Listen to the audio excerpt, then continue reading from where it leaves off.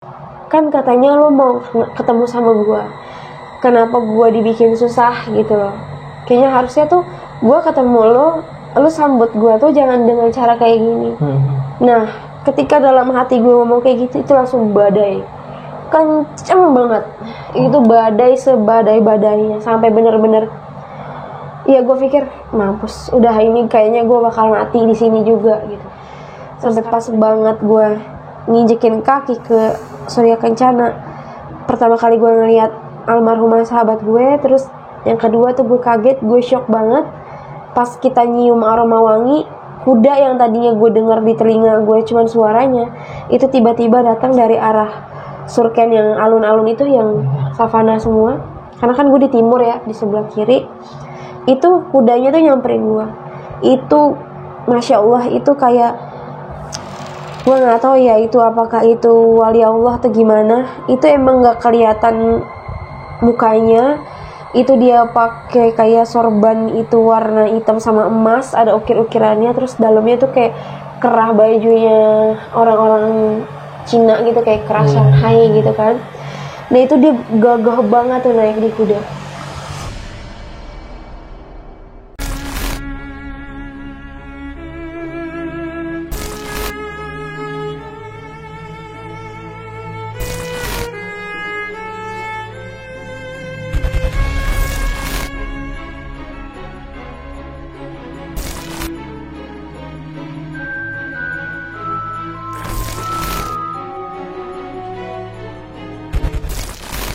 Assalamualaikum warahmatullahi wabarakatuh. Balik lagi di Dimensi Mistik bareng gue Aris. Kali ini gue udah ada di studionya salah satu konten kreator nih. Narasumber gue kali ini akan menceritakan pengalaman mistis pendakiannya di Gunung Gede nih. Jadi langsung aja nih kita kenalan sama narasumbernya. Assalamualaikum Kak Maya. Waalaikumsalam Bang Aris. Kabar sehat Kak Maya? Alhamdulillah, tapi lagi kurang-kurang sehat juga sih. Ya. Sebelumnya gue mau ngucapin makasih nih Kak, udah numpang lapak nih. Sama-sama, nggak apa-apa, kita saling support aja. Mantap. Nah Kak Maya mau nyeritain pendakiannya di Gunung Gede. Hal-hal mistisnya apa aja nih yang dialamin pas saat pendakian? Waktu di Gunung Gede itu kita kan mendaki bertiga, itu di tahun kemarin. Nah itu sempat ditemuin sama sosok khodam gue yang dari kecil nemenin. Jadi gue itu baru tahu sosok sejatinya dia itu pada saat gue naik Gunung Gede itu. Kak ditahan dulu nih tapi ceritanya Kak, biar penonton penasaran nih. Dan buat sobat Dimensi Mistik, langsung aja nih abis nonton ceritanya Kak Maya nih, wajib banget sampai abis nih karena bener-bener seru dan horor banget nih ya Kak ya. Nanti langsung mampir aja nih ke channel Kak Maya, namanya Maya True Story. Ya, sama nih ya, isinya horor juga. Pasti ada penelusurannya juga nih Kak Maya. Jadi buat sobat-sobat Dimensi nanti langsung mampir, jangan lupa subscribe, like, komen, dan share. Nanti linknya bakal gue cantumin di kolom deskripsi. Dan gue mau ngingetin juga nih buat teman-teman, kalau teman-teman menjadi narasumber di Dimensi Mistik, teman-teman langsung aja DM ke Instagram Dimensi Mistik atau bisa melalui email. Nanti linknya bakal gue cantumin di kolom deskripsi. Bisa juga nih langsung DM ke Instagram gue. Nanti semua linknya bakal ada di kolom deskripsi. Terus dukung channel Dimensi Mistik dengan cara subscribe, like, komen, dan share biar gue makin semangat nih menghadirkan narasumber-narasumber seperti Kak Maya ini yang punya pengalaman horor yang epic-epic nih teman-teman. Jadi gue rasa cukup, langsung aja nih kita petik ceritanya. Kak Maya bisa langsung dimulai aja nih ceritanya. Jadi itu di bulan April di tahun kemarin, itu tepatnya itu gue naik Gunung Gede karena memang ada undangan gaib sih. Jadi memang dari awal pertama kali gue naik gunung itu ya Gunung Gede. Terus kan sempet kehilangan sahabat gue juga kan di Gunung Gede. Nah di situ gue sempet stop tuh, gue nggak mau naik gunung lagi. Kalau boleh tahu tahun berapa nih Kak? Kalau untuk kejadian yang sahabatku meninggal itu di 2008. Ya, dari 2008 semenjak kejadian itu jadi stop dulu deh naik gunungnya, sampai ada satu pesan itu benar-benar datang terus nih selama 7 hari berkali-kali, itu datang di mimpi. Jadi benar-benar kayak gue itu harus datang ke puncak Gunung Gede. Nah disitulah gue mulai sakit-sakitan yang itu karena memang gue nggak mau menuruti kemauan si khodam gue ini. Jadi dia itu mau ketemu sama gue dengan wujud aslinya ya di atas puncak Gunung Gede. Nah di situ Gue bingung kan, karena teman-teman gue ini udah nggak ada lagi nih yang naik gunung. Ada satu temennya suami gue WA lah dia gitu kan, anterin gue yuk ke Gunung Gede. Terus dia bingung kayak, kok lu tumben sih gitu, tiba-tiba mau naik gunung gitu kan.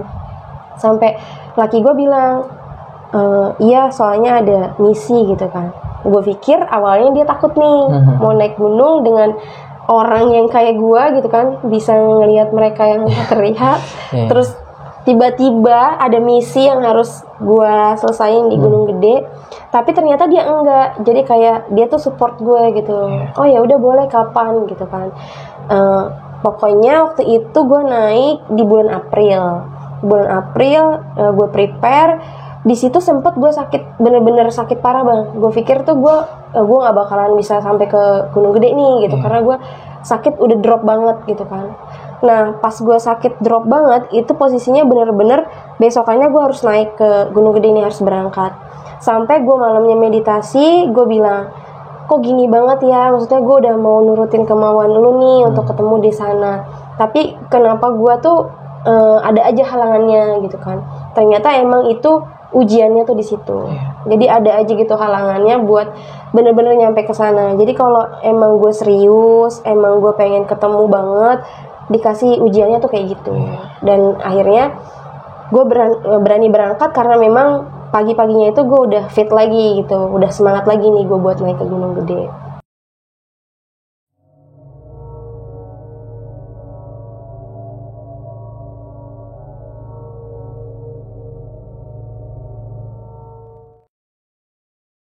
Nah singkat cerita, gue itu jalan dari rumah itu malam. Jadi nyampe di base camp itu udah kayak jam 1:30 pagi gitulah.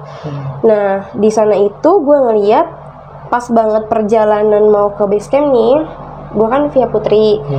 Nah di situ ada perempuan berdiri.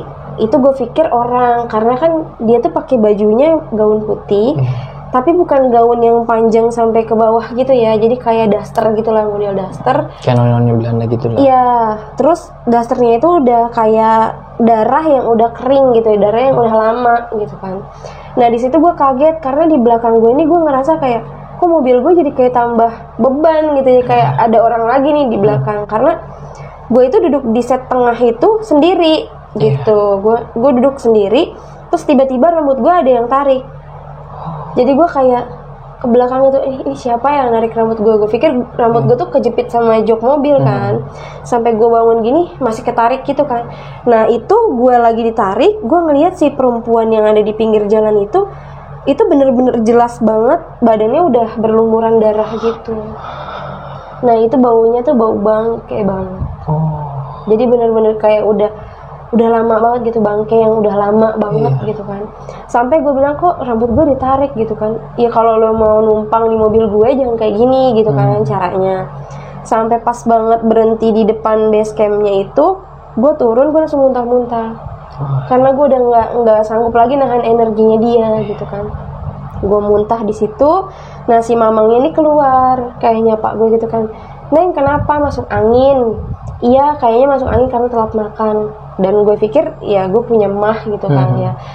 Gue masuk ke dalam base camp itu, terus si ibu base campnya ini ngasih gue minum teh anget, minum gitu sama tolak angin gue dikasih.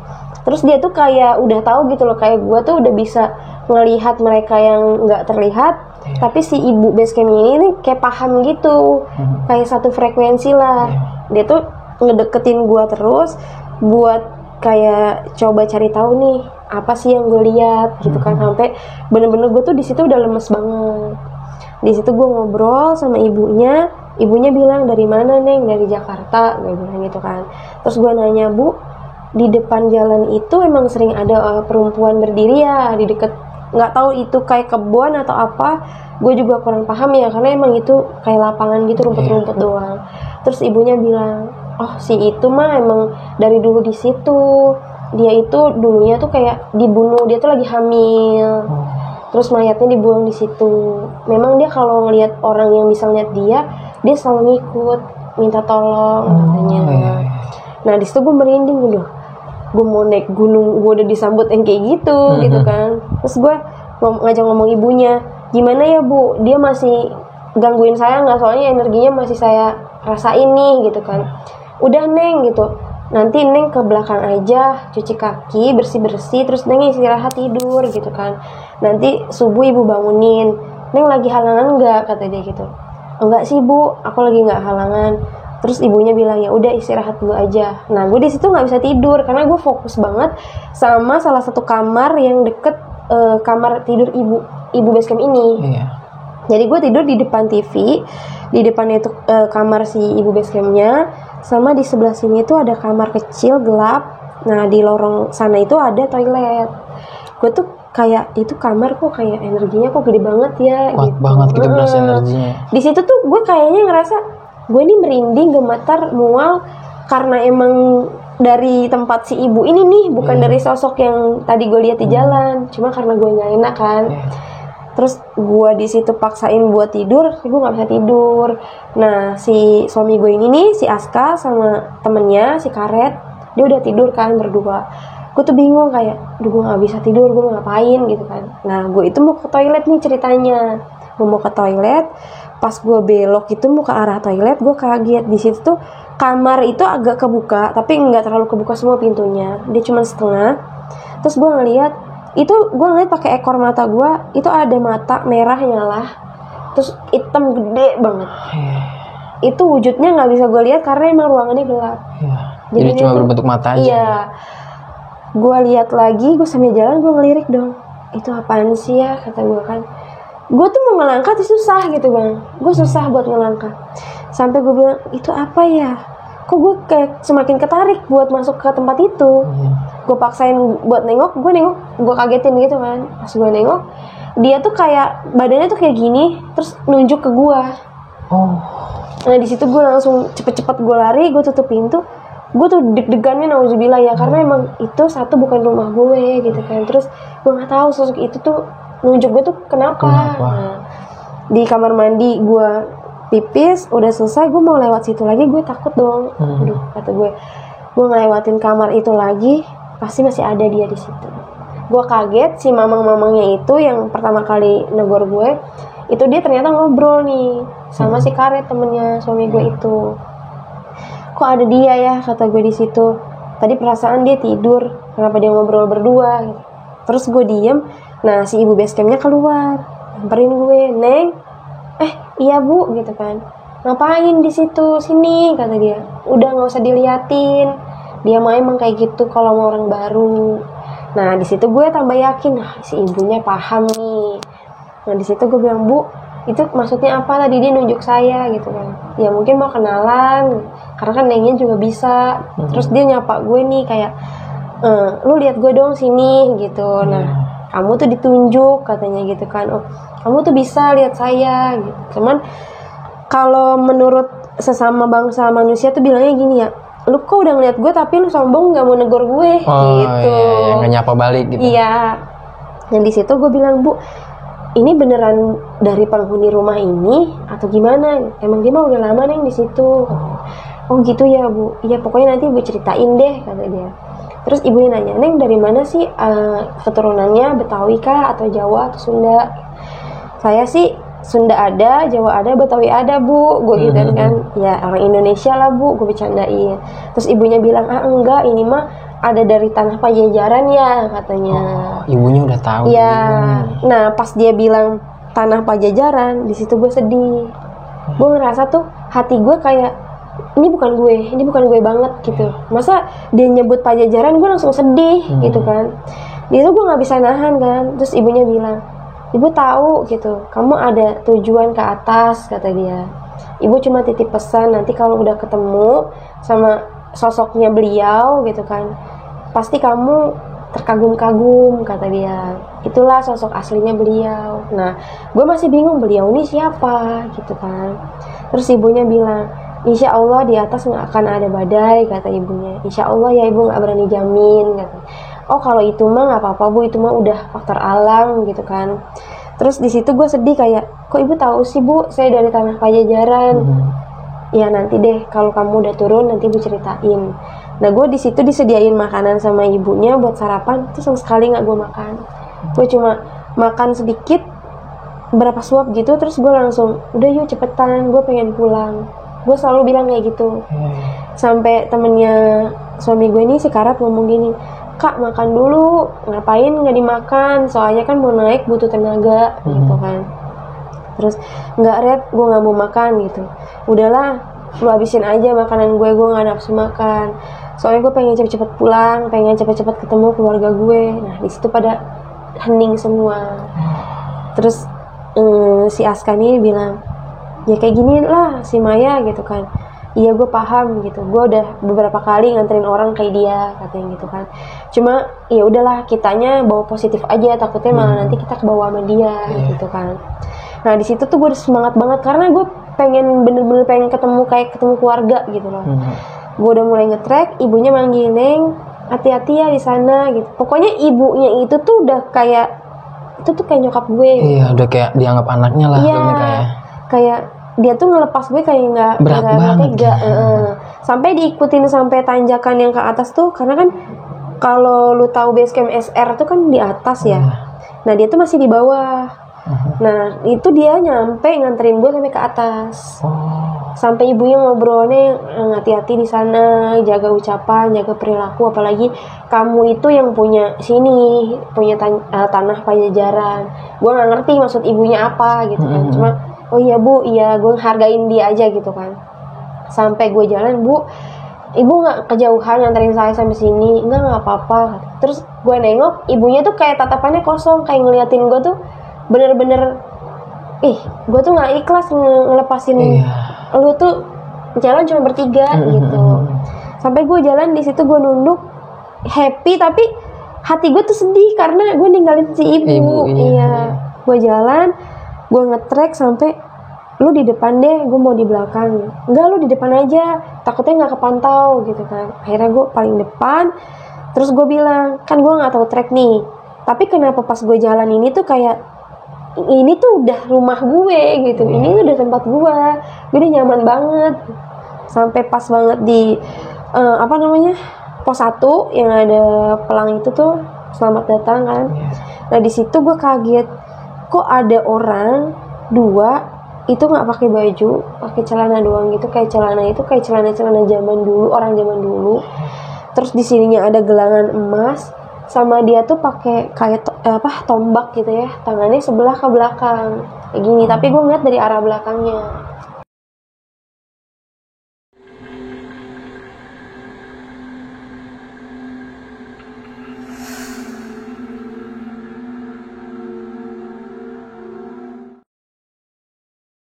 Terus gue kayak, ini orang siapa ya, ini orang apa bukan gitu kan.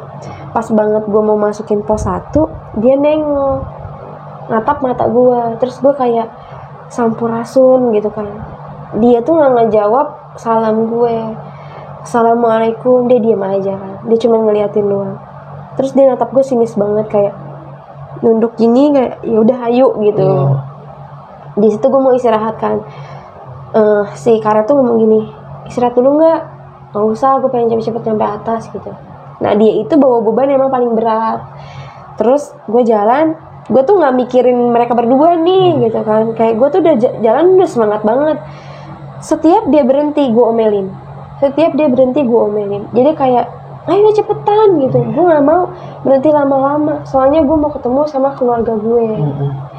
Nah di situ gue jalan ngikutin si prajurit ini nih. Gue nggak tahu ya mereka berdua tuh ngeliat atau enggak. Jadi lu dikawal nih sama prajurit itu? Iya, jadi gue itu berusaha nggak ada orang lain di depan gue. Jadi di saat karet mau paling depan, itu gue bilang jangan, lu belakang aja gitu. Jadi kayak di depan gue ini ada orang lagi nih, jadi lu nggak boleh nih ngeduluin dia.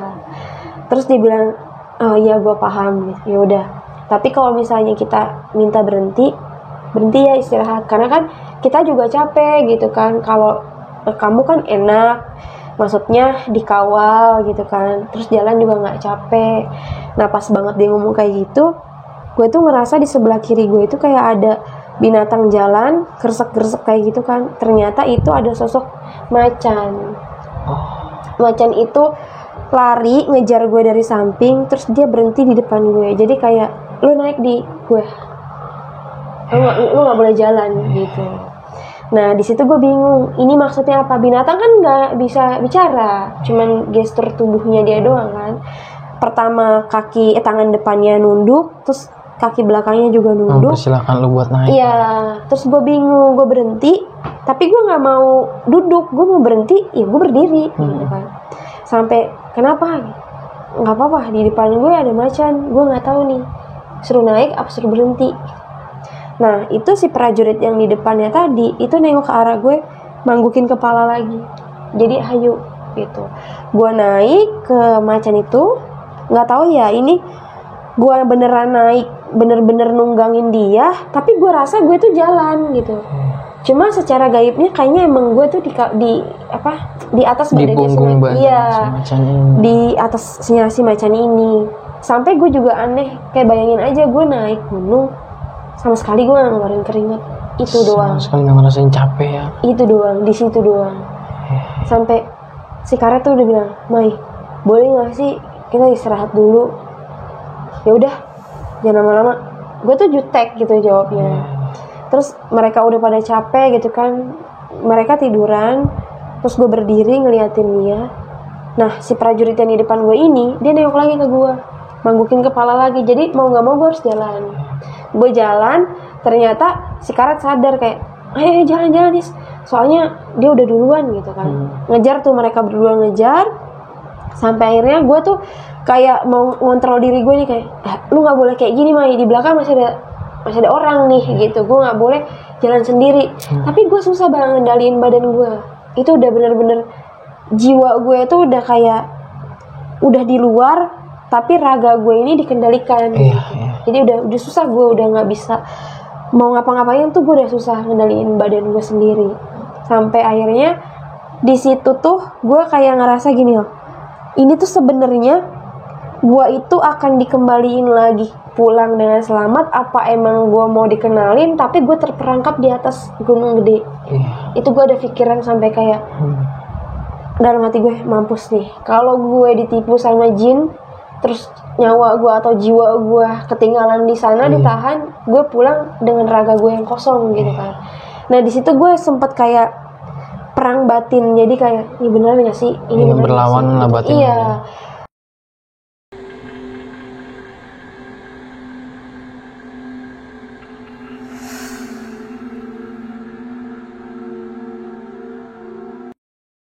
Nah di situ udah bergejolak banget kayak, beneran nggak ya gue mau ketemu sosok pendamping gue ini gitu. Nah di tengah-tengah trek itu gue ngeliat ada anak kecil duduk di batang pohon yang udah tumbang. Dia tuh nggak pakai baju, tapi di pinggangnya itu kayak ada tali rapia, terus ada botol-botol kosongan. Itu pakai sendal jepit, tapi sendalnya dilepas sama dia. Dia duduk santai gitu. Terus gue ngeliat aneh, kok ada anak kecil naik gunung gak pakai baju kuat gitu kan. Sampai gue nengok ke belakang, lu lihat gak sih gitu? Iya, mereka berdua tuh ngeliat. Iya, gue ngeliat gitu. Itu orang apa bukan sih? Dia kayaknya emang yang jualan di warung gitu kan. Tapi kok kayak masih anak-anak ya? Udahlah gak apa-apa, jalan aja gitu kan. Nah di situ tuh temen gue ini bawa yang barang yang terlarang lah buat dibawa di atas gunung gitu kan. Dia berhenti minta istirahat buat itu gitu kan. Terus gue situ marah kayak, enak aja lo rumah gue lo kotorin gitu kan. Terus dia jawabnya gini, mungkin dia nggak ngeh ya karena itu bukan gue yang ngomong, dia pikir tuh gue gitu kan. Gue negor dia, lu mau matiin apa lu yang mati gitu kan. Terus dia kayak bercanda, ya ini kan dari alam gitu, yang apa dong, gue kan makanya juga di alam kata dia. Ya nggak bisa, gue gitu, nggak bisa lu kayak gini sembarangan di rumah orang. Terus dia kayak langsung matiin, tapi nggak dibuang sama dia, dikantongin lagi. Udah ya jalan sampai jalan, gue tuh marah karena gue itu jalan nggak mau diganggu sampai yang dipanggil lah, bentar tungguin ini itu gue kesel banget bang. Jadi udah benar-benar fokus banget. Iya, karena gue benar-benar lagi fokus ngikutin dia. Nah di situ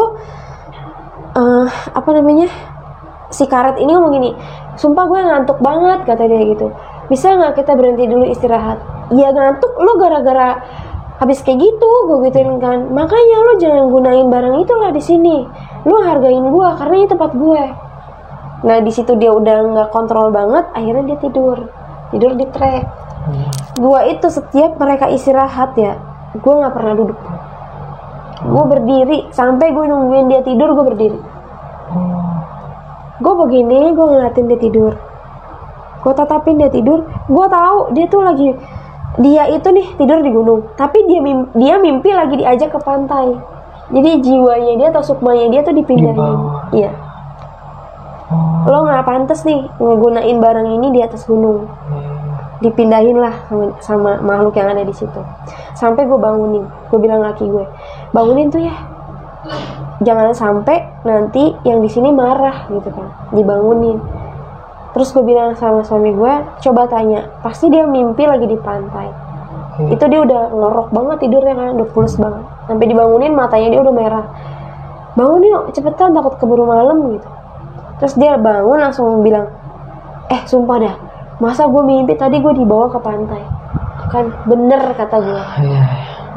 Cepetan deh jalan.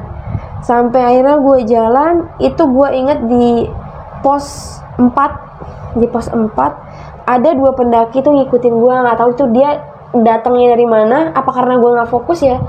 Pas gue nengok tuh pasukan gue nambah gitu, jadi kayak tadi gue kan bertiga, kok sekarang berlima gitu. Ada 2 orang ini. Nah 2 orang ini ternyata dari Tangerang. Dia bilang, bang, gue boleh nggak bareng ngetreknya gitu?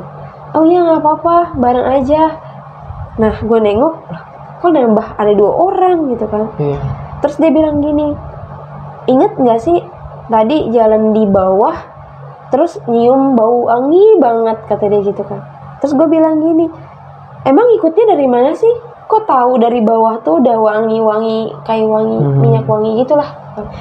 Terus dia bilang orang udah dari bawah ngikutin. Nah ternyata tuh gue nggak fokus ke dia karena gue terlalu fokus ngeliatin temennya suami gue itu. Nah di situ dia ngomong gini, kak, sumpah kata dia gitu kan, kenapa deket kakak saya malah tambah merinding ya, soalnya wanginya kayaknya dari kakak gitu. Gue nggak pakai parfum yang kayak gini loh gitu kan. Emang lo nyium wanginya? Iya kata dia gitu. Nggak lama dia ngomong kayak gitu, itu udah sore banget kan. Itu sosok Kunti terbang tuh dari atas. Itu beneran ngelewatin kepala kita, kayak ketawa terus dia ngelewatin kepala kita. Sampai gue bilang, tuh kan udah mulai tuh dia, udah mulai terbang di atas kepala kita. Sampai dibecandain sama si karet, gue ingat banget dia ngomong gini, ini si Kunti kenapa ya selalu ketawa mulu, cekikikan kata gitu. Sekali-kali kayak mendesah kata dia. Gue ketawa dong di situ ya. Lu jangan bercanda lu di sini. Masa si Kunti suruh ngedesah gitu kan. Udah jalan. Dia balik lagi tuh.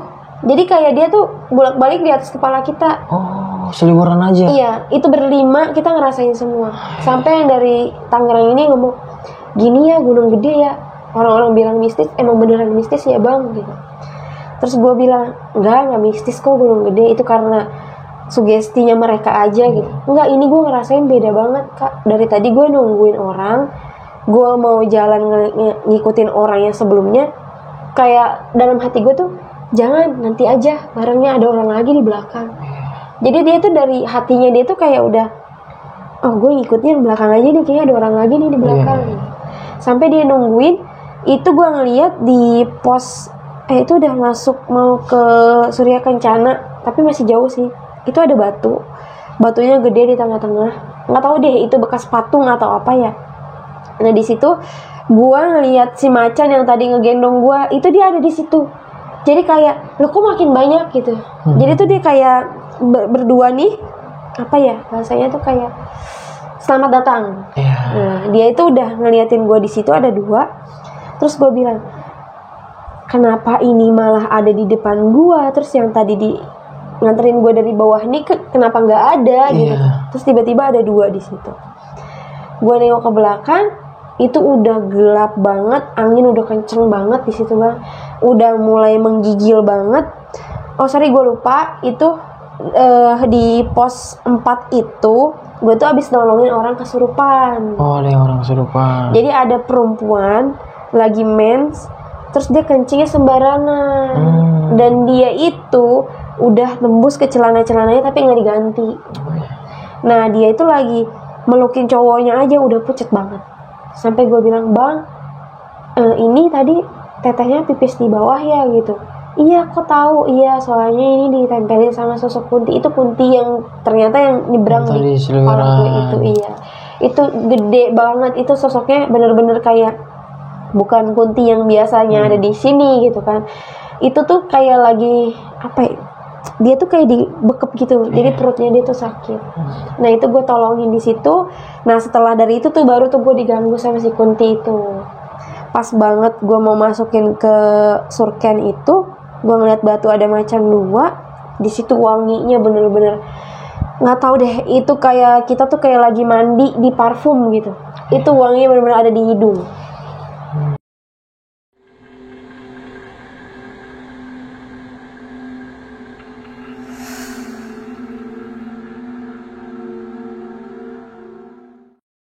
Sampai gue bilang, kok wangi banget ya, makin menyengat gitu. Nah itu semua udah pada merinding. Semuanya ngerasa merinding. Terus entah itu di telinga gue doang, awalnya gue denger itu ada suara kaki kuda. Jadi kayak kuda lari-lari gitu. Sampai gue nyariin, ini ada yang pakai kerincingan gak sih gitu. Gak ada kak, gak ada gitu kan. Kok gue dengar ada suara kayak kaki kuda gitu kan. Nah di situ gue ngeliat sosok almarhumah sahabat gue yang meninggal 2008 itu. Iya. Pas di situ dia berdiri di agak jauh gitu kan. Gue ngeliat dia pakai jaket persis banget sama kayak yang pertama kali gue naik gunung bareng sama dia. Dia tuh ngeliat gue, tatapannya tuh kayak, lu kemana aja sih?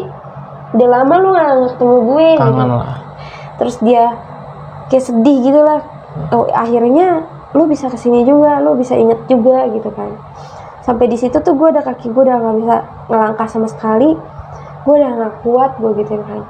Terus juga si Aska udah menggigil kedinginan, gue udah nggak kuat juga. Ya gimana dong, semuanya udah pada nggak kuat, cuman karet doang kan. Itu posisi udah mau maghrib, itu kita belum nyampe tempat buat diriin tenda, belum nemu juga kayak di mana sih nih kita enaknya nih buat buka tenda gitu kan. Sampai pas banget gue nginjekin kaki ke Surya Kencana, pertama kali gue ngeliat almarhumah sahabat gue. Terus yang kedua tuh gue kaget, gue shock banget pas kita nyium aroma wangi. Kuda yang tadinya gue denger di telinga gue cuman suaranya, itu tiba-tiba datang dari arah surken yang alun-alun itu, yang savana semua. Karena kan gue di timur ya, di sebelah kiri. Itu kudanya tuh nyamperin gue. Itu Masya Allah, itu kayak, gue nggak tahu ya itu apakah itu wali Allah atau gimana. Itu emang nggak kelihatan mukanya. Itu dia pakai kayak sorban itu warna hitam sama emas, ada ukir-ukirannya. Terus dalamnya tuh kayak kerah bajunya orang-orang Cina gitu, kayak kerah Shanghai gitu kan. Nah itu dia gagah banget tuh naik di kuda. Nah di situ gue langsung nangis. Itu siapa? Gue tuh udah nggak bisa bergerak sama sekali. Terus suami gue udah hampir kena hipo. Gue kalau nggak gue kuatin diri gue sendiri, ini bakal kacau. Entah gue yang mati di sini atau suami gue yang mati di sini. Akhirnya di situ gue tadinya jatuh, gue nangis. 2 orang dari Tangerang bingung, panik mau gimana gitu kan, karena dia nggak tahu gue. Dia nyium aromanya, wangi banget bang. Dia cuma bilang wangi banget bang. Dia ngomong kayak gitu terus. Ini kenapa tetehnya bang gitu kan. Udah biarin dia lagi komunikasi. Sampai suami gue ngomong gini, Red, gue udah gak sanggup, gue udah gak kuat, kata dia gitu. Gue udah dingin banget. Karena gue itu pakai jas hujan yang buat naik motor gitu ya, celana sama baju. Itu kan berat ya kalau buat naik gunung. Di situ satu gue udah gak sanggup itu, bawa beban juga. Terus suami gue udah, bibirnya udah gak ada rasa. Dia bilang, gue udah gak ada rasa, bibir gue udah asem banget, tangan gue udah gak bisa digerakin. Nah di situ gue bangkit kayak, kan katanya lo mau ketemu sama gue, kenapa gue dibikin susah gitu loh. Kayaknya harusnya tuh gue ketemu lo sambut gue tuh jangan dengan cara kayak gini. Nah ketika dalam hati gue ngomong kayak gitu, itu langsung badai. kenceng banget. Itu badai sebadai-badainya sampai bener-bener ya gue pikir mampus, udah ini kayaknya gue bakal mati di sini juga gitu.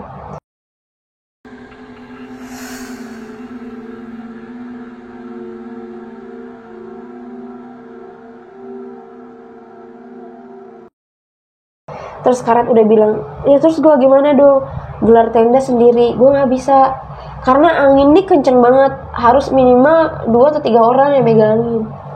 Sampai yang dari Tangerang ini tuh, bang, gue duluan deh nyari tempat biar lo ngikutin gue. Itu headlamp kita udah mati, itu udah gelap banget. Sampai gue tuh nangis, jalan sampai ngesot gitu kayak, tolongin gue gitu. Siapapun lo ini yang di hadapan gue, itu dia tuh berdua, pakaiannya sama, terus wangi banget, gagah banget. Sampai dia tuh kayak nggak tahu ya, itu energinya atau emang orang yang ibaratnya leluhur kita tuh kan bisa membelah dirinya jadi banyak gitu kan. Nah dia itu kayak bangunin pundak gue kayak ayo bangun gitu, bangun. Ini nih cobaan lu nih di sini gitu. Jadi kayak lu nih udah bisa nih kesini dengan cobaan yang luar biasa dari gue gitu kan. Berarti emang lu bener-bener serius nih mau ketemu gue. Sampai gue bangun, terus gue kaget ngeliat sahabat gue tuh bener-bener kayak meluk gue gitu kan, meluk dada gue tuh udah sesek banget gitu, kayak tak udah dong lu jangan meluk gue kayak gini, gue nggak bisa napas gitu kan. Sampai lu mendingan mudahin gue aja, lu berhentiin nih badai yang sekarang lagi kenceng-kencengnya gitu kan. Terus leluhur gue ini kayak bisikin gue gini, yang mengendalikan semua ini tuh bukan kita, tapi yang maha kuasa, dia bilang gitu. Terus gue di situ nangis. Suami gue udah nggak bisa lagi nih nolongin gue udah nggak kuat, dia bilang gitu kan. Gue udah lemes, gimana dong, gue udah nggak kuat, dia ngomong gitu terus kan. Ya udah kesini dulu, ke pinggir. Sampai kita tuh bener-bener pegangan buat ke tempat itu doang nih, tuh nggak bisa. Itu angin bener-bener segede-gedenya angin gitu kan. Sampai gue tuh jalan beneran jatuh, gue merangkak, tolongin gue dong gitu. Masa gue udah nyampe sini gue dibikin susah kayak gini gitu kan. Ternyata ini yang dinamain keluarga gue gitu kan. Sampai di situ gue nangis. Terus entah kenapa itu ya, suami gue langsung bisa ngangkat gue bangun. Terus gue nangis, dia bilang udah jangan nangis gitu kan udah kesini gitu, udah tahu berarti kan siapa sosok dia sebenarnya gitu kan. Itu tuh dia masih ngikutin gue, dia masih di belakang gue dengan kuda yang gagahnya itu. Sampai di situ tuh Karet udah, aduh belakang gue udah sakit, gue udah gak kuat bangun tenda gitu. Nah di situ udah kayak cepetan dong Red, gue udah gak kuat, kata laki gue. Tangan gue udah gak ada rasa, bibir gue udah gak ada rasa. Itu udah kita itu udah semua udah tanah semua kali ya, karena kita tuh semua udah dihantam abis-abisan tuh pas mau nginjekin surken. Dan di situ Karet udah megangin pinggangnya, gue udah gak kuat, sumpah gue udah gak kuat. Nah terserah deh ini gimana jadinya tenda. Itu sejadi-jadinya sampai tenda kita tuh miring sana miring sini gak karuan gitu kan. Sampai kita tuh nyariin mana sih yang 2 orang dari Tangerang ini nih, kok nggak mau bantuin gitu. Ternyata dia nggak bisa lihat kita bang. Oh karena udah banyak banget, udah bener-bener badai parah banget. Iya. Sampai orang itu di dalam tenda, gue nggak bisa lihat tendanya, tapi gue dengar suaranya itu semua lagi salawatan. Jadi kayak ini kayaknya gue udah mau mati di sini nih, gue udah mikirnya kayak gitu kan. Tenda udah jadi, udah bener-bener miring sana miring sini, udahlah sejadi-jadinya. Sampai gue nggak tahu nih gimana cara ngobatinnya orang hipo gitu kan, karena laki gue udah ya pokoknya udah hipo lah gitu. Sampai gue ngerogoh di kantong celana gue tuh ada korek, tangannya dia gue bakar bang. Gue sampai gue goyang-goyangin gitu kan, digini-giniin sama dia. Gak bisa, masih gak ada rasa, kata dia gitu. Udah kita masuk dulu semuanya. Itu kita kotor-kotoran di dalam tenda. Sampai gak tahu, udah biarin lah kita tidur gimana caranya. Baju semua udah basah, tas kita juga udah nyerap air, udah gak tahu nih, gak ada yang bisa diselamatin nih di dalam tas kita, semua udah basah. Sampai di situ gue nangis gitu kan, kok kayak gini ya, nyesel gue kesini, sampai gue ngomong kayak gitu. Terus laki gue bilang, oh boleh ngomong kayak gitu, ya inilah cobaannya, berarti lu mampu kesini ngelewatin cobaan yang dia kasih, kata dia gitu kan.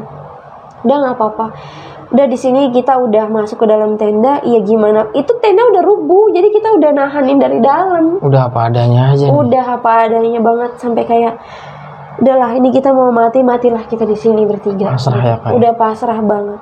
Udah semua udah basah. Terus di situ gue ngedenger suara almarhumah temen gue, sahabat gue ini nangis di telinga gue. Kayak tolongin gue, Mai, tolongin gue, dia ngomong kayak gitu. Gimana? Gue juga butuh pertolongan gitu kan. Ya udah kita sama-sama berdoa aja lah.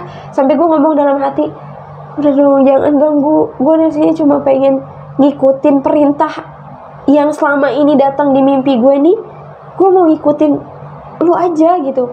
Yaudah lu kasih dong kemudahan. Sampai gue bilang, gue nyesel deh kalau misalkan tahu kayak gini, gue nggak bakalan mau kesini. Nah di situ tuh gue udah diriin tenda bertiga, sampai perut kita udah perih, kita sama sekali nggak makan. Jadi benar-benar makan di base camp doang. Yang tadi masih di base camp. Iya, dan itu gue makan cuma 2 suap doang. Iya. Nah di situ gue juga heran, kayak asal mau mati mah gue di situ gitu matinya ya, karena gue makan cuma 2 sendok doang. Gue nggak istirahat, nggak duduk sama sekali dari bawah sampai atas gitu. Terus di tenda gue juga masih dihantam sama badai. Sampai bener-bener itu gue di dalam tenda tuh kita selawatan semua, sampai gue denger suara si anak yang dari Tangerang ini teriak, bang gitu kan. Gue di sini bang, di kiri lu. Terus si Kara teriak, iya gue udah di sini, nggak tahu gue di sebelah mana lu gitu kan. Udah besok aja kita ketemunya, bang selawatan aja bang, kasihan tetehnya, kata dia gitu kan. Nah di situ tuh udah kayak gimana kita tidur coba dengan keadaan tenda yang udah rubuh. Terus ditambah lagi kita nyari tempatnya nggak rata gitu kan. Itu ada bagelan kayak akar pohon gede banget. Itu kan gue tidur, itu gue jadiin bantal kan si akar itu. Dengan kita tidur masih pakai jas hujan, karena udah lantainya, udah bawah alasnya itu tuh udah air semua. Di situ udah, aduh ini kayaknya udahlah gue pasrahin aja gitu. Nggak apa-apa deh, kalau emang takdir gue harus mati di gunung, gue ikhlas gitu kan ya. Sampai ya ini gimana, kita mau ganti baju gimana, basah semua, udah nggak apa-apa, kita coba aja tidur gitu kan. Kalau emang kita niatnya baik kesini terus ditolongin sama mereka, beneran mereka mau nolong, insya Allah kita hidup sampai besok pagi.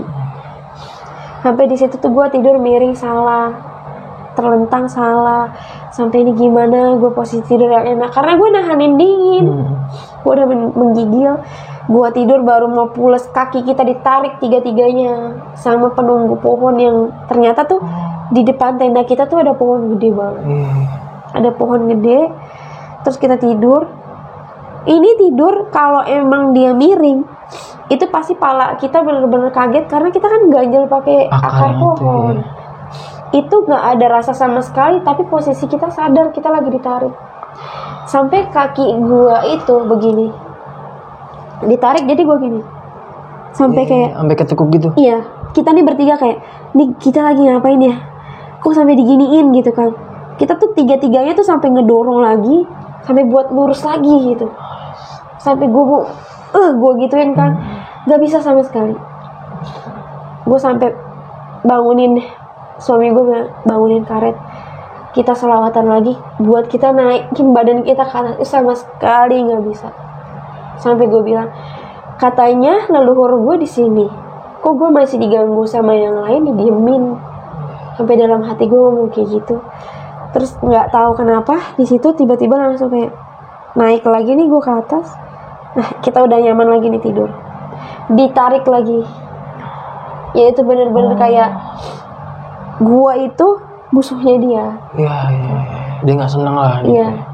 Sampai gue bilang, kalau lu berani ganggu gua, berarti lu berani ngelawan siapa yang ada di belakang gua, gitu kan.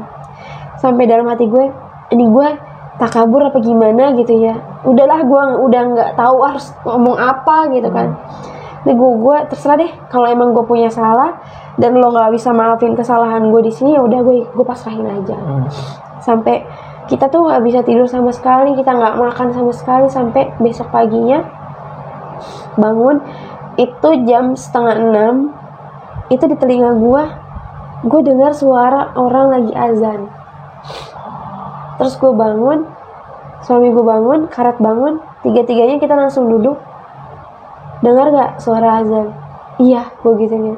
Ternyata bukan gue doang yang dengar. Soalnya kalau gue ngomong dari awal, takutnya lu tersugesti. Makanya gue bangun, gue diem, dan ternyata lu dengar juga. Nah di situ kita cuma bisa makan mie. Kita nyalain kompor tuh mati terus. Tapi kita makan mie atau mie mentah. Sampai di situ gue makan sambil nangis, kayak 2 kali loh gue naik gunung gede nggak pernah enak gitu. Pertama, lo ambil sahabat gue.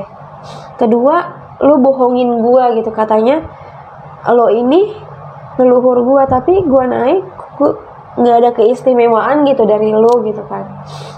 Nah di situ gue bangun, gue mau sholat subuh, tapi itu kondisi badan gue semuanya udah kotor parah, udah tanah semua. Sampai kita tidur tuh bener-bener masih pakai sepatu. Udah nggak beralas sama sekali. Udah nggak gue tatakin lagi pakai matras. Itu udah bener-bener air yang dari bawah tuh udah nyerap banget. Sampai gue bangun, gue menggigil, ternyata yang dari Tangerang itu dia masak. Nih bang, makan dulu. Makan dulu. Sampai gue bilang gue nggak mau, gue mau turun. Udah ya kita makan seadanya aja. Kita gulung tenda. Gue mau ke arah mata air yang ada di sebelah selatan nih kalau nggak salah, sebelah yang arah mau ke puncak. Tapi itu gue nggak nyampe ke puncaknya. Gue jalan ke sana, gue mau meditasi. Gue nggak tahu nih, gue dituntun. Jadi dalam hati gue, lo mau meditasi, gue cariin tempat emang yang bener-bener lo buat meditasi. Gue dibawa ke dekat mata air. Di situ ternyata ada makam. Itu makam dari anaknya Eyang Prabu Siliwangi, sama ada satu makam keramat, itu katanya makamnya Eyang Surya Kencana. Dan di situ gue berhasil nemuin makamnya itu. Kenapa gue nemuin itu, di situ gue pengen pingsan. Pas gue ngelewatin itu bener-bener gue kayak diputer sampai bener-bener ini gue vertigo apa bukan. Sampai gue mikir gue nggak makan nih, makanya gue keliengan gitu kan. Pas gue pengen jatuh, nggak tahu kenapa itu tuh di telinga kiri sama kanan gue, ini di sini tempat meditasi lo, di makam Eyang Surya Kencana. Iya. Ternyata di situ memang nggak ada orang yang tahu. Kenapa gue bilang nggak ada orang yang tahu? Karena pas gue turun, gue cerita sama ibu base camp, itu yang ibunya mau ngasih tahu ke gue. Tapi ibunya ini ngebiarin gue biar tahu sendiri. Di sana gue meditasi, gue nangis karena sosok yang semalam gue lihat itu beneran beliau gitu. Eyang Surya Kencana. Itu gagah banget. Tapi gue nggak bisa lihat wajahnya gimana. Sama satu lagi, dia tuh berdua kayak bener-bener, aduh gue merinding nyeritain dia ya. Jadi bener-bener, lu tuh anak gaib gue yang selama ini gue cari. Beliau ngomong kayak gitu. Terus gue bilang, maksudnya anak gaib gimana gitu kan. Ya lu tuh anak gaib gue yang jiwa lo tuh udah gue taruh di sini. Makanya lu naik gunung gede ini nggak ada yang namanya kebetulan. Ini udah gue garisin. Makanya lo ketemu gue di sini. Terus kenapa? Sebenarnya sih ada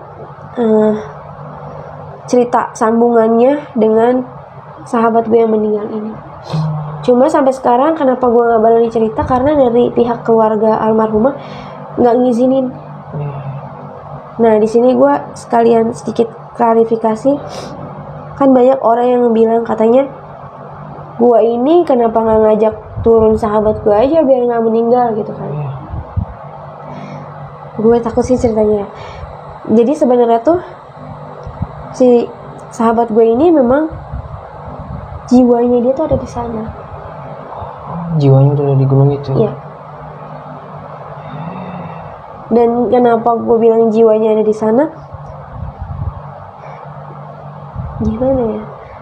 Dari pihak keluarganya si almarhumah ini,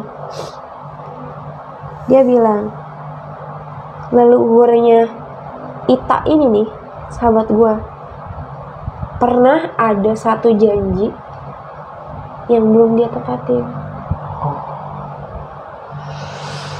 Banyak yang bilang, sahabat lu mah bukan mati karena di gunung, sahabat lu mah mati karena disantet. Itu nggak benar sama sekali.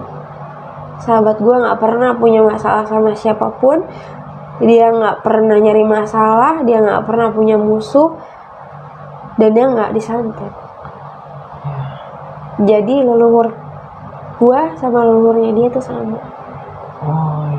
Tapi si almarhumah ini ibunya dari Madura, jadi tuh Sunda sama Jawa itu nggak klop ya. Ya, karena dari zaman sejarah perangnya itu kan mereka belum ada yang menang, belum ada yang kalah.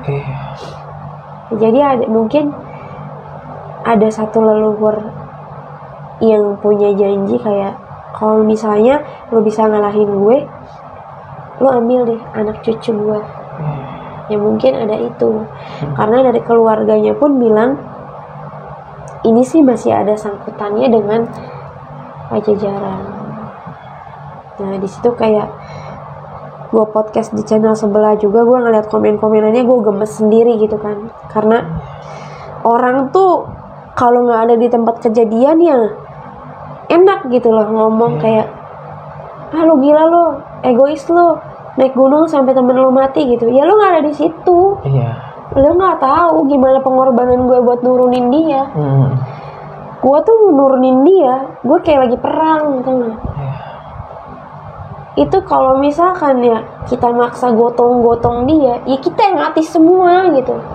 Maksudnya kita lagi ngikutin kemauan ini, tapi kita mau paksa dia buat turun. Kita lagi nyari celah. Kita juga manusia biasa gitu, dan sedangkan dia tuh udah dipindahin jiwanya sama yang di sana. Ya mungkin gumpalan yang dia buang itu bukan celana dalam yang dia bawa. Ya mungkin entah dari keluarganya yang nitipin nih, buang aja di sana. Nih, buang ini nih di sana gitu. Karena memang sampai sekarang sih gue ada salah satu sama keluarganya dia yang gue tuh sampai sekarang masih berselisih, karena menurut gue ini dia nih biang keladinya nih dia. Makanya kenapa gue begitu excited banget kalau naik gunung gede itu. Maksudnya di sana tuh gue punya janji sama almarhumah kayak, kalau lo kangen, kalau lo mau ketemu gue, lo kesini aja gitu. Dan leluhur gue di sana, dia di sana, ya bener itu keluarga gue gitu.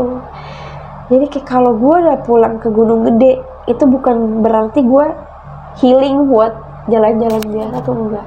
Itu kan rasa kangen ya kan? Ya udah kangen. Terus juga gue itu nggak mungkin nggak naik Gunung Gede ya. Maksudnya nanti suatu saat lagi gue pasti bakal kesana lagi. Dengan adanya acara tertentu di sana, sampai yang tadi gue bilang gue diundang sama Kuncen sana, ya memang ada misi di sana, cuma belum selesai gitu. Makanya kalau gue ngomongin Gunung Gede itu udah, gue harus ngumpulin energi yang gede juga gitu. Karena ini gue juga podcast kayak gini, gue ditontonin sama beliau gitu. Makanya gue kalau ngomongin tentang beliau tuh gimana ya, gue takut salah gitu. Kayak lo lagi ngobrol di depan guru-guru lu gitu, grogi guanya.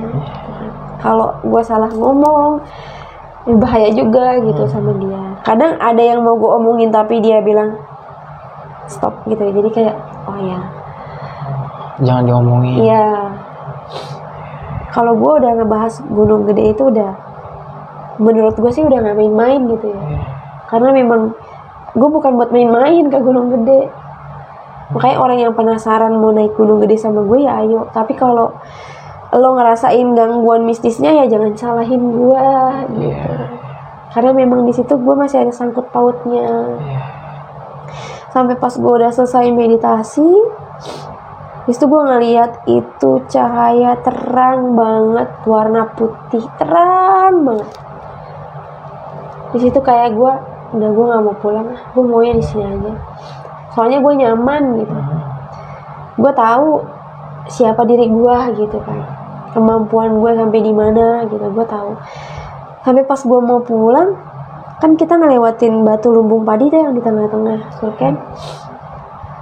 Di situ langkah gue berat banget. Karena gue ngeliat kayak seolah-olah tuh gue lagi di Javu, gue kayak ngeliat peristiwa-peristiwa terakhirnya si almarhumah teman gue nih, yang sampai keluar darah terus-terusan dari kemaluannya. Itu di situ. Itu lagi panik-paniknya gue nyari bantuan orang buat nyembuhin dia. Gimana gue mau bawa turun coba orang dengan kondisi kayak gitu, malam, terus udah darah semua, gimana gitu. Iya, sedangkan pertolongan udah dibantu banget nih. Di situ gue nangis, gue kayak, lu jangan pulang, lu di sini aja Mai, lu di sini aja. Padahal sih gue tahu ya, sejatinya itu bukan dia, cuma energi yang terperangkap di situ ya, energinya dia, residual energinya dia. Sampai gue nangis kayak, gue usahain deh, gue pasti kesini terus, karena gue nggak mau jauh dari lu gitu. Terus dia bilang, kalau lu mau naik ke gunung lain, gue ikut ya. Gitu. Lu tawasulin aja, sebut nama gue. Makanya sampai sekarang kalau gue kangen sama dia gitu ya, gue sebut aja namanya dia setiap gue sholat gitu. Kayak ada satu komunikasi batin yang gak tahu nih, kayak bener-bener gue tuh ketemu lagi sama dia. Itu gue naik ke Gunung Gede bener-bener gak bisa diungkapin dengan kata-kata deh.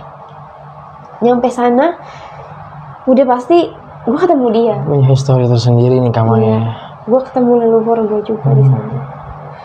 Nah, ada satu kejadian sebelum gue turun, itu ada yang kesurupan, perempuan.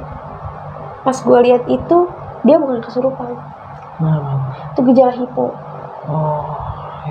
Sampai gue ngeliat, sampai dipijit-pijit kakinya, dipencet sana sini. Gue bilang, bang, itu bukannya kesurupan. Lu kasih pertolongan medis deh yang lu punya gitu kan. Oh enggak, ini kesurupan, ini ketawa sendiri, ini begini. Sekarang logikanya kalau memang dia kesurupan sama hipo emang sama gejalanya. Hipo itu ngaco gitu kan. Itu udah biru, maksudnya tuh udah, lu jangan bukain semuanya, itu udah kedinginan orang gitu kan. Sampai di situ gue kesel, ya udahlah, gue tinggalin karena emang dia nggak mau dengerin pendapat kita. Sampai pas turun pun gue masih dikawal sama 2 prajurit itu. Iya, gue ngeliat di situ di pos 4 Simpang Maleber itu ada rumahnya tuh gubuk, tapi gubuknya tuh bagus gitu, adem gitu. Kayak di sini tuh dulu kayak ada perkampungan, cuma asri gitu deh pengampunannya. Gue ngeliat itu orang-orangnya itu nggak ada yang muda, jadi kayak udah berumur 40-an semua, perempuan semua yang gue lihat. Nah di sana gue turun dari situ, setelah gue ngeliat itu, gue bilang nih sama si Karet, sama si suami gue nggak tahu ya, setiap gue berhenti di sini, kenapa gue ngeliat perkampungan itu terus gitu. Dulu pun gue mau lintas ke situ, gue ngeliat itu, ngeliat kampung itu juga. Iya. Apa ini dulunya ada perkampungan apa gimana gitu kan, nggak ngerti. Udahlah nggak apa, turun aja, nggak usah dipikirin gitu. Nah di situ gue ngeliat, abis dari ngeliat rumah itu di samping gue jalan itu ada manusia tapi setengah kuda. Wujudnya manusia setengah kuda. Iya, segini manusia, bawahnya kuda. Tapi dia jalannya kayak manusia. cepet banget. Sampai tuh gue turun cepet banget. Mereka tuh kayak mungkin kapok kali ya naik gunung sama gue. Terus waktu itu juga pas kita mau naik, mereka nanyain jam berapa, karena kan gue doang tuh yang pakai jam berapa. Terus gue nengok, gue marah. Mama pakai bahasa Sunda, gue tuh nggak punya jam. Kalau lo mau kesini nggak usah terpaku sama waktu. Nah di situ baru, wah ini udah bukan dia lagi. Karena memang gue tuh kalau mau komunikasi cepet, tektoknya gue tuh cepet banget. Jadi mereka tuh kalau nggak paham dengan gue, ya mungkin mereka nggak tahu kalau itu tuh bukan gue yang ngomong. Sampai pas gue turun ke bawah masih diikutin. Pas banget di bawah itu ada pos ojek deh kalau nggak salah, yang mau ke perkebunan warga.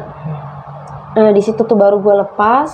Gue ngelihat sosok yang si manusia setengah kudanya itu baru dia berwujud kuda aslinya naik ke atas. Berubah aja langsung kuda nih. Iya. Tapi feeling gue itu kayak ini kudanya beliau nih yang semalam gue lihat. Namanya lo turun. Iya. Nah di situ udah kayak, oh gini ya leluhur asli gue. Oh berarti bener ya. Sampai gue turun ke base camp, terus gue cerita apa yang gue rasain. Nah si ibunya bilang, kemarin tuh ibu nggak tega biarin kamu naik ke atas bertiga. Soalnya ya ini pasti terjadi kayak gini. Soalnya ibu lihat kamu emang ada garis kuning di alis kamu itu dari emas katanya. Kamu itu ada silsilahnya dari tanah Pajajaran, ada silsilahnya dari Bunda Ratu Pantai Selatan. Tapi kalau si Bunda Ratu itu gue nggak bisa bilang keturunan atau enggak, karena memang gue nggak seintens itu sama beliau. Jadi memang pernah gue komunikasi dalam satu pertemuan itu memang ada beliau. Cuma yang nggak tahu ya, orang yang mungkin lebih paham, ya memang itu bukan sejatinya beliau, itu mah dayang-dayangnya. Kalau beliaunya itu mah udah tua, wujudnya tuh nggak cantik. Justru yang cantik tuh dayang-dayangnya. Gitu. Nah disitulah di alis kamu itu ada garis kuning kayak emas. Cuma orang tertentu yang bisa ngeliat katanya. Oh gitu ya, gue pun sendiri nggak tahu.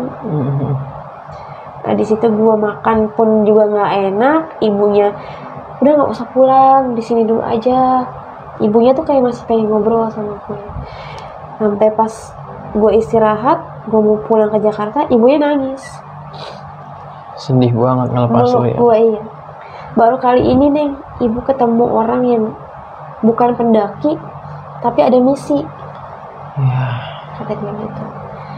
Ibu sering banget, banyak banget pendaki-pendaki yang bilang bisa ini itu, tapi memang nggak ada ciri-ciri dan nggak ada chemistry-nya yang nggak bakalan bisa.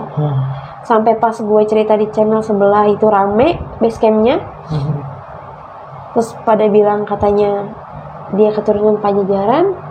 Sampai si ibu base camp-nya sampai sekarang kan masih kontekan sama gue ya. Sampai dia bilang, sekarang makin banyak yang bilang keturunan Pajajaran. Keturunan Pajajaran yang sejatinya tuh nggak tahu kalau kita tuh keturunannya dia. Gitu. Tapi banyak yang ngakuin kalau gue keturunan Pajajaran. Setelah dari itu kok, oh makin rame ya bu yang kesana. Iya ibu lihat kok cerita kamu. Pas gue udah selesai turun gunung, langsung tuh gue ditodong cerita. Karena memang dia tahu. Tadinya tuh gue mau minta temenin naik gunung tuh sama dia. Dia kan tour guide. Nah nggak jadi lah, karena dia ada kesibukan lain. Akhirnya gue temenin sama temennya laki gue ini. Tuh makanya dia nanya. Oh ceritanya keren tuh, gue tuh ceritain di channel gue. Gue tuh awalnya nggak tahu kalau dia YouTuber. Nah, gue cerita, oh ternyata rame ceritanya. Rame banget ya. Itu makanya gue bilang, aduh gue nyesel juga. Itu setelah gue cerita, itu gue meditasi dicaci maki. Oh nggak dibolehin cerita? Iya, jadi kayak lu itu harusnya nggak mengumbar-ngumbar gue. Iya, cuma karena ya di situ gue ya minta maaf karena emang ya keegoisannya manusia kayak gitulah. Dia bilang ya udah, kalau emang udah terjadi udah nggak perlu disesalin, tapi next kalau misalnya ada sesuatu yang lebih intens lagi, usahain jangan diomongin. Sampai terakhir gue kemarin kesana lagi, naik ke Gunung Gede lagi, justru gue dihadirin ke hajatan gaibnya. Itu suara gunung bergemuruh, dengar semua orang yang ikut naik gunung sama gue itu dengar. Semuanya ngerasain dan denger nih. Ngerasain. Sampai brrrr. Itu tuh jiwa gue tuh, sukma gue lagi ditarik. Itu gemuruh. Dari gunung gemuruh sebelah sana. Itulah istananya. Istana gaibnya. Iya. Nah kan orang yang ngaku-ngakuin keturunan tanah Pajajaran, dia bilang ada istana di Gunung Gede, salah. Itu alun-alunnya. Istananya di Gunung Gemuruh, sebelahnya Gunung Gede. Itu makanya kenapa gue bisa berani cerita, ya biar nggak salah paham aja pengertian orang tentang Gunung Gede. Iya betul. Gitu. Orang kan banyak yang bilang, iya gue juga ngeliat tuh di atas Gunung Gede ada kerajaan. Bukan di atas Gunung Gedenya, tapi itu di Gunung Gemuruhnya. Sebelahnya. Gitu. Iya. Itu ada makamnya beliau lagi di sana. Makam Eyang. Iya. Gue itu harus ke sana, tapi harus dikawal sama ketua santri. Tapi gue belum nemuin orang yang satu frekuensi. Yang pas ya. Iya. Jadi gue belum bisa ke sana. Sama halnya gue mau naik ke Gunung Salak, sampai sekarang gue belum bisa karena belum nemuin orang yang benar-benar pas. Iya. Gitu. Tapi selama perjalanan pulang nih, alhamdulillah aman aja nih kamu. Kalau perjalanan pulang karena nggak ketemu trek malam, jadi yang gue lihat dan gue komunikasiin ya sosok yang siluman setengah kuda manusia itu ya. Nah di situ juga gue nggak istirahat lagi, jadi naik turun gunungnya gue itu gue nggak duduk. Nggak ada istirahat ya? Nggak ada. Gila, lu nggak ngerasain sama sekali capek? Nggak ada capek, nggak ada keringet pun. Gue juga nggak tahu kenapa, karena mungkin biar lo nggak kapok kali ini naik ke Gunung Gede berikutnya, karena lo nggak capek gitu kan. Iya. Ditambahin energi lah. Iya. Oh ternyata kedua kalinya justru temen-temen gue yang ngerasain naik gunung bareng sama gue, dia tahu kalau di dalam badan gue ini udah bukan gue yang ngendaliin. Iya. Untungnya mereka paham semuanya. Kenapa gue kesana masih diganggu? Karena ada dua tipe kayak manusia aja, ada yang baik ada yang jahat gitu kan. Betul. Hatinya. Iya. Nah ada yang narik kaki gue itu tuh yang penghuni negatifnya di situ. Iya. Karena gue ingat waktu kita ngegelar tenda, si karet itu mau pipis, pertama kali gue nunjuk ke pohon itu, jadi gue yang nyuruh. Gue nggak tahu kan, nggak kelihatan. Kalau gue ngelihat di situ ada pohon, ya gue nggak mungkin nyuruh kencingin pohon itu kan. Nah itu dia mungkin marah sama niat gue yang nyuruh temen gue buat kencing di situ aja, orang yang udah nggak kelihatan gelap. Itu mungkin itu kesalahan gue tuh di situ. Ada yang pengen gue tanyain, ngeganjel banget sih dari tadi. Ketika lu ketemu sama Eyang Surya Kencana, itu ada pesan gak kak? Misalkan kayak pas dia ketemu langsung nih, ini loh saya gitu, terus ngasih pesan ke lu, ada gak sih gitu? Ya, dia ngasih pesan, ini loh saya yang selalu mendampingi kamu dari kecil. Terus gue bilang, bukan kamu yang mendampingi saya dari kecil, itu sosoknya anak kecil. Ya itulah saya yang kamu namain Habib. Karena wujudnya dia menyerupai anak kecil, pakai pakaiannya kayak Habib, gamis putih panjang, pakai peci haji. Nah itu sosok beliau yang ikut sama gue dari kecil. Jadi gue bener-bener nggak dikasih tahu kalau sosok beliau itu dari Pajajaran ya, kan gue nggak tahu kan, makanya gue bilang gue nggak tahu keturunan Pajajaran, karena sosoknya dia bukannya seperti beliau orang Pajajaran pada umumnya gitu. Iya. Di situ makanya gue nangis. Oh kamu yang aku namain Habib, tapi kamu nggak marah kalau aku namain Habib? Enggak sama sekali. Itu lu ngeliat banget jelas ya kak wajahnya nih. Kalau wajah nggak ngelihat jelas. Wujud badannya, kekarnya, sampai ke sandalnya pun gue lihat.